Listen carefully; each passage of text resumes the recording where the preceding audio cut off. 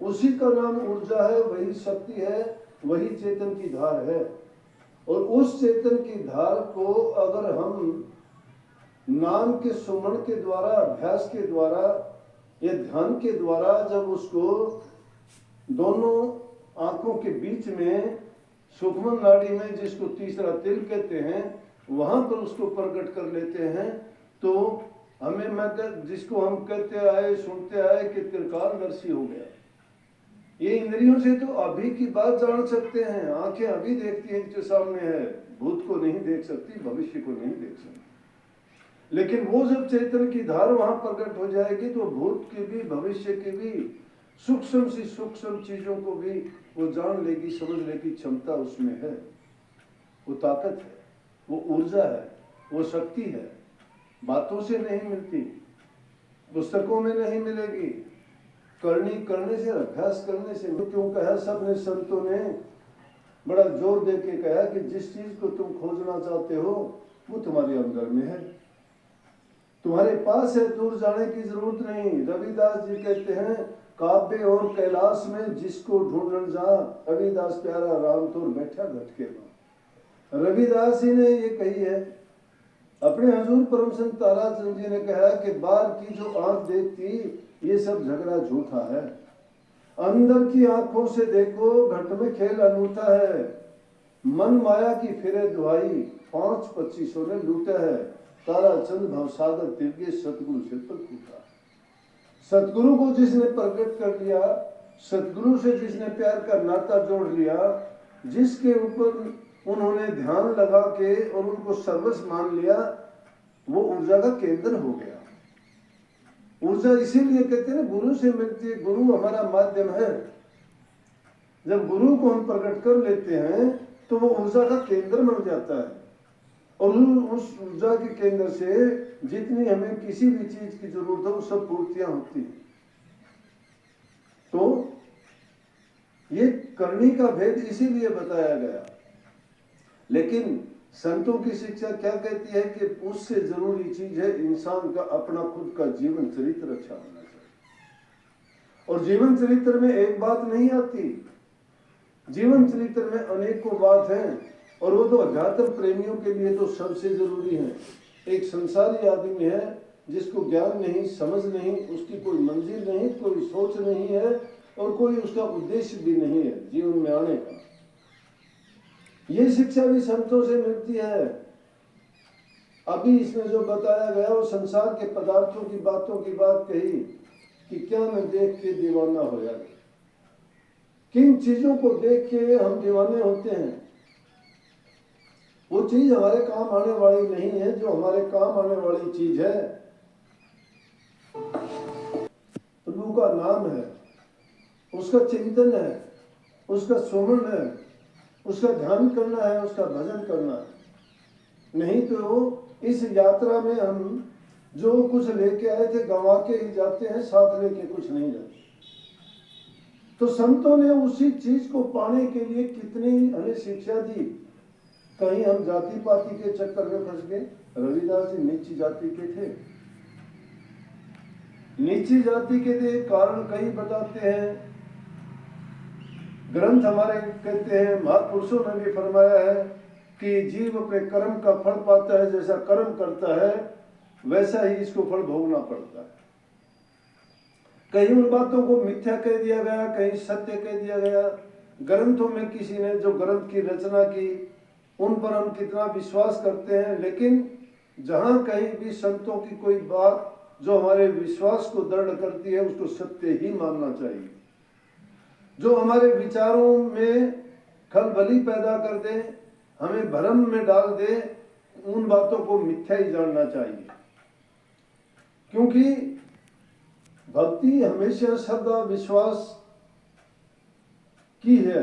जिसका श्रद्धा नहीं, विश्वास नहीं है, भक्ति में वो कामयाब नहीं हो सकता।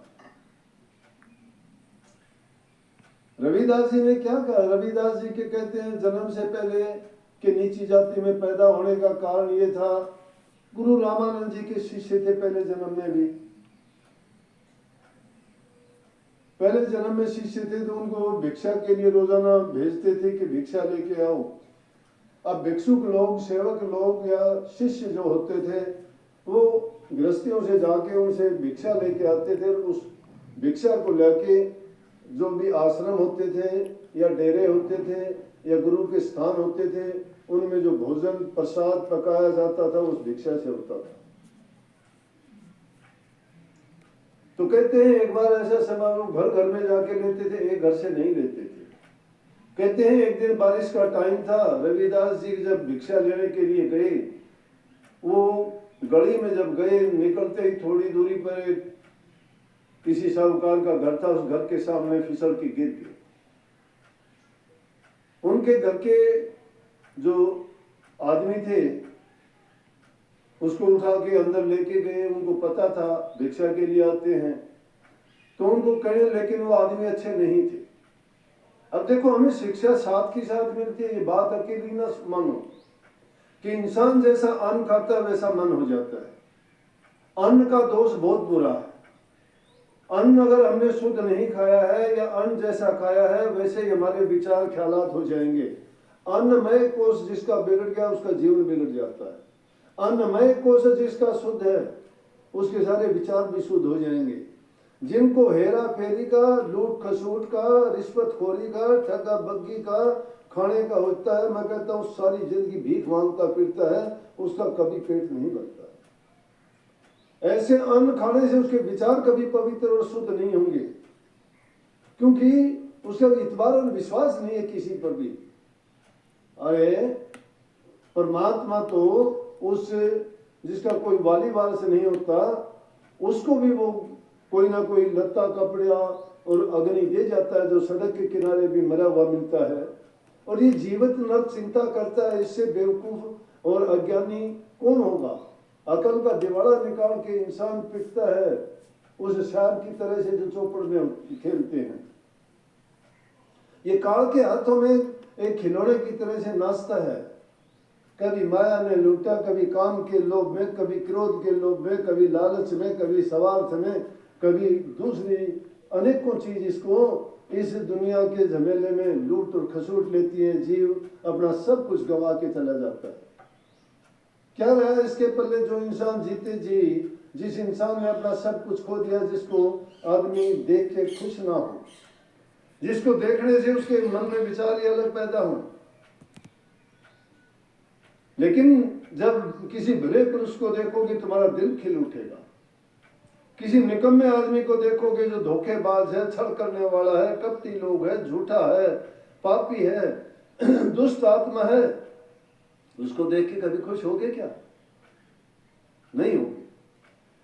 लेकिन क्योंकि जीव काल के हैं, जो बुरी बात सिखाने वाला है, झूठ बोलने वाला है, कपट करने वाला है, वो तुम्हें एक मिनट में भरमा देगा। लेकिन संत लोग जो सच्ची करने के लिए आते हैं, सारी जिंदगी अपना पौरुष ला के जीवों को शिक्षा देते हैं, उसकी बात को सुनते नहीं, कान पे जूं भी नहीं लगती। उसको कोई पाखंड नहीं कहता है, कोई ठग कहता है, कोई लुटेरा कहता है, कोई कुछ कहता है। लेकिन एक बेवकूफ बनाने वाला आदमी जिसके पल्ले कुछ नहीं है, खुद का चरित्र कुछ नहीं है, उसका जीवन कुछ नहीं है, कभी किसी ने अच्छा काम उसने नहीं किया, और वो उस नेक इंसान को, नेक रास्ते पर चलने वाले को भटकाने में एक मिनट लगाता है। लेकिन बात मैंने कही शुद्ध अन्न की। वो आदमी उसको पकड़ के ले गए। वो धनवान लोग थे, व्यापार करते थे, लेकिन उनके व्यापार में कमी थी। लूट खसूट करते थे, कम तोलते थे, लोगों से झूठ बोलते थे, धोखा करते थे, परमात्मा की कसम उठा देते थे कि नहीं हमारा ये है, ये चीज। उन गरीब लोगों को आप खून चूस उसके पैसे वाले बने बैठे थे। लेकिन जब वो भिक्षा के लिए गया, कहने लगे आपके तो पैर में चोट लगी है। रविदास जी से कहने लगे कि आप और दूसरे घरों में ना जाओ, हम आपको जितना भोजन की जरूरत होगी उतना हमारे एक ही घर से ले जाओ। वहां से लेके गए खाने की सामग्री, और भंडारे में जब अन्न पका तो रामानंद जी ने पूछ लिया कि आज ये अन्न और ये प्रसाद कहाँ से आया है। जब उन्होंने बताया तो रामानंद जी उनसे बड़े खिन्न हुए और कहने लगे कि ये तो गलत घर से अन्न लेके आया है, इसका तो तुझे फल भोगना पड़ेगा।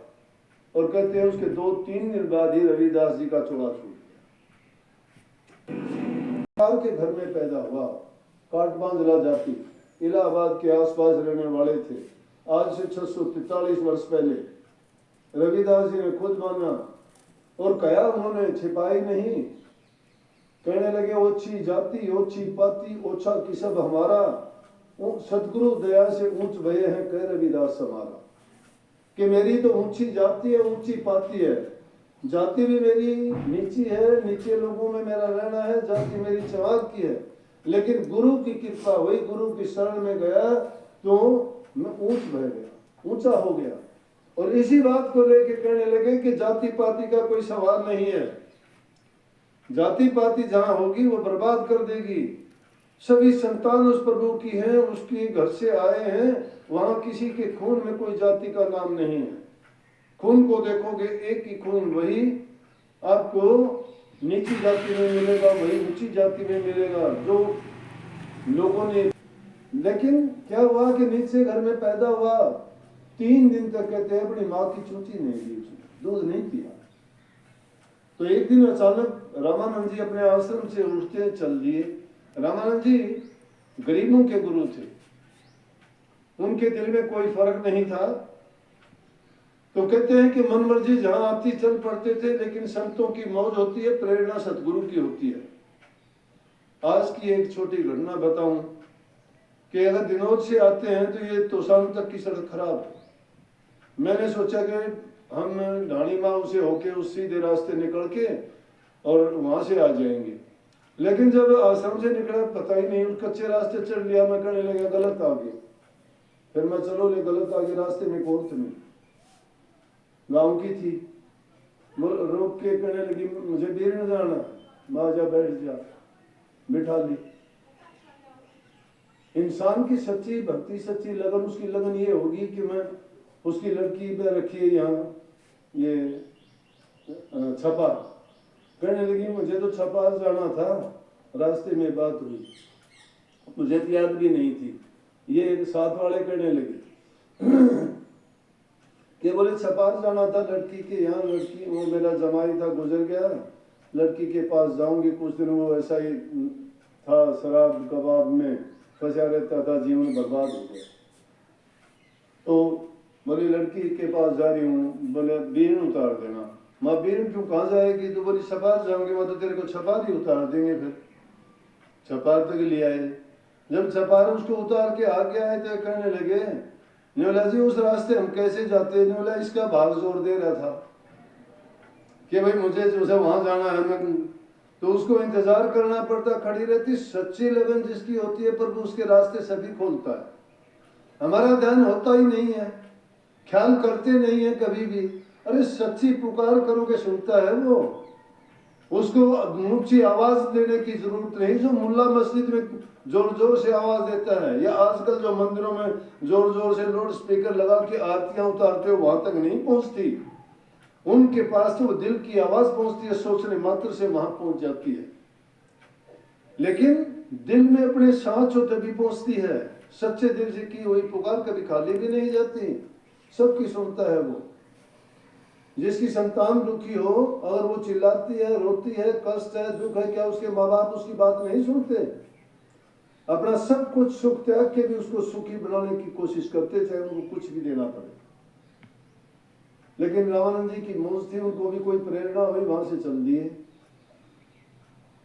रविदास जी की माँ कहती है उसके अपने पति से कि तू किसी से शाणे भोपे के पास नहीं जाता, किसी बुजुर्ग के पास पूछ के नहीं आता, ये बच्चा चूची क्यों नहीं लेता, ये जिएगा कैसे? कुछ तो करो, जाना चाहिए कहीं ना कहीं। बोला कहाँ जाऊं मैं, किससे पूछूं? कोई गंडा तबीज कुछ तो लेके आ कहीं से। वो घर से निकला ही था, सामने से रामानंद जी आ गए। उन गलियों में काम क्या, उनके शिष्य भी सोचते रहे आज रामानंद जी कहाँ जा रहे हैं, ना उन्होंने बताया ना पूछा। अब संत महात्मा कहते हैं संतों के दर्शन से आई टले बला, जो दुख सोई में कांटे में टल जा। संतों के तो दर्शन से ही बहुत हित होते हैं। उन्होंने देखा रामानंद जी आ रहे हैं कि चलो और कहीं तो फिर जाना, रामानंद जी गुरु मिल गए, बड़ी अच्छी बात है। सुबह सुबह इनके दर्शन हो गए, उन्होंने दूर से दंडोत प्रणाम किया। रामानंद जी बोले भगत क्या बात है, कुछ उदास नजर आ रहे हो। बोले गुरुजी क्या उदास नजर आ रहा हूँ, आपकी कृपा से घर में लड़का तो हुआ, 3 दिन हो गए, लेकिन अपनी माँ का दूध ही नहीं पीता है। बोले अरे यही दुख था, शायद मैं चला आ रहा था, और इन गलियों में मेरा क्या काम था। उसी ने मुझे यहाँ बुलाया है। चले गए, जाके उनको कहने लगे लेके आ। उस लड़के को बाहर लेके आया, रामानंद जी ने गोद में लिया, सिर पे हाथ फेर के कहने लगे अच्छा तेरा कर्म अब पूरा हो गया, अब दूध पी लेना। कहने लगे अब दूध पी लेना, और उनसे कह दिया जब बड़ा हो तो भेज देना मेरे पास। उसने जाके अपनी माँ से वो जब उसको दिया गया उसने दूध पी लिया। शिष्य कहने लगे जी माजरा क्या था। जब उन्होंने ये कहानी बताई कि पिछले जन्म में इसने ये गलती की थी, एक ऐसे लोग का अन्न लेके आया था, उसके कारण से इसको ये जन्म लेना पड़ा, ये दुख भोगना पड़ा। अब ये पुनः बड़ा होके अपने पास आएगा। और वही हुआ कि रविदास जी जब बड़े हुए, भक्ति में इतने लीन रहे कि उन्होंने अपना इतना त्यागमय जीवन बिताया। जो काम करते थे ये तो संतों की रीत रही है। संतों ने अपने कमाई पर जो भी उन्होंने खाया या अपने प्रयोग की जितनी चीजें की, उन्होंने अपने हाथ से मेहनत करके खाया। क्यों खाया कि उन्होंने इसीलिए हमें शिक्षा दी कि जो आदमी अपने हाथ से हक हलाल की कमाई खाता है उसी के शुद्ध विचार होते हैं, उसी का जीवन पवित्र होता है। प्रभु की भक्ति करने वालों के लिए ऐसा अन्न खाना जरूरी है।